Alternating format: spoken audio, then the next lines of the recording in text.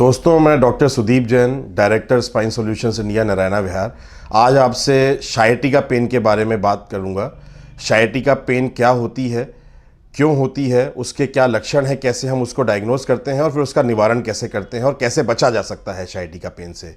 sciatica pen एक तेज़ दर्द है जो कमर से, कूल्हे से उठ के और पूरी टांग में नीचे तक जाता है। नसों में खिंचाव की तरह महसूस करता है। पेशेंट को नस में तनाव, स्ट्रेचिंग पेन होता है जो कई बार कंटिन्यूअस 24 घंटे हर पोजीशन में मरीज को फील होता है, करवट लेने पर, बैठने पर, उठने पर, खड़े होने पर, और इतना सिवियर पेन होता है कि चलने नहीं देता है। साथ में करंट वाली सेंसेशन, सुनपना, झुंझुनाहट, भारीपन महसूस होना, जलन और कमजोरी आना नस के दबाव के ऊपर डिपेंड करते हुए इसके लक्षण हैं।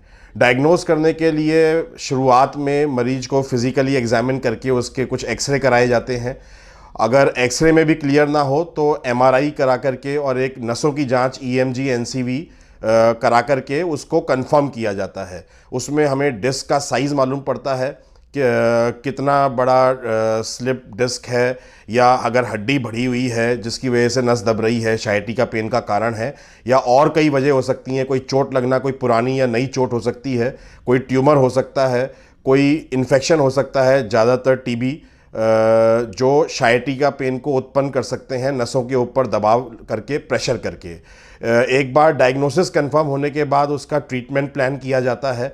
अगर स्लिप डिस्क की बीमारी की वजह से sciatica पेन हो रहा है तो शुरू में रेस्ट एडवाइस किया जाता है, कमर में बेल्ट पहनाई जाती है, फिजियोथेरेपी और दवाइयाँ चालू की जाती हैं जिससे नसों की सूजन कम हो, एंटी इन्फ्लामेटरी, मसल रिलैक्सेंट, मांसपेशियों की सिकुड़न को कम करने के लिए, और कुछ न्यूरोट्रोपिक मेडिसिन नसों को खोलने के लिए।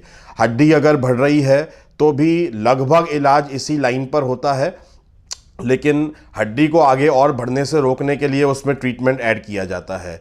टीबी का अलग इलाज है, टीबी का दवाइयाँ चालू की जाती हैं, चोट लगने की वजह से है, कारण के हिसाब से उसका निवारण किया जाता है। 70 से 80% मरीज ये बेसिक जो प्राइमरी ट्रीटमेंट है, कंजर्वेटिव मैनेजमेंट जिसको बोलते हैं, उससे ठीक हो जाते हैं और पूर्णतः ठीक हो जाते हैं।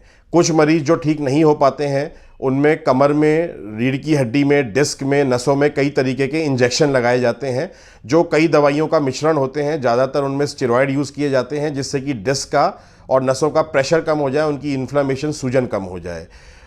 जो बाकी बचे हुए 20-30% पेशेंट हैं उनमें से लगभग आधे मरीजों को इन सेलेक्टिव नर्व रूट ब्लॉक या ओजोन डिस्क न्यूक्लियोलाइसिस, या जो मैं इंजेक्शंस की बात कर रहा था, उनसे आराम हो जाता है।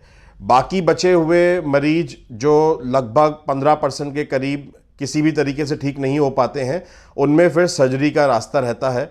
डिस्क अगर प्रॉब्लम है, स्लिप डिस्क जिसको बोलते हैं, तो माइक्रो एंडोस्कोपिक डिस्केक्टमी की जाती है। माइक्रोस्कोप और दूरबीन की मदद से बिना खोले एंडोस्कोपिकली वो डिस्क निकाल ली जाती है। अगर हड्डी बढ़ी हुई है, स्पॉन्डिलाइटिस जिसको बोलते हैं, तो लेज़र से बढ़ी हुई हड्डी को शेव कर दिया जाता है। और अगर टीबी या चोट वजह है या कोई ट्यूमर वजह है तो उसके हिसाब से उसका इलाज किया जाता है। अलग अलग ट्रीटमेंट है अलग अलग बीमारी का, लेकिन बचाव सबसे बड़ा इलाज है और प्रथम इलाज है। हम इससे कैसे बच सकते हैं? आगे झुक के भारी वजन उठाने से बचें, लगातार बैठ करके काम करने से बचें, जो कंप्यूटर पे आजकल डेस्क जॉब रहते हैं, ब्रेक लें 1-1.5 घंटे के बाद।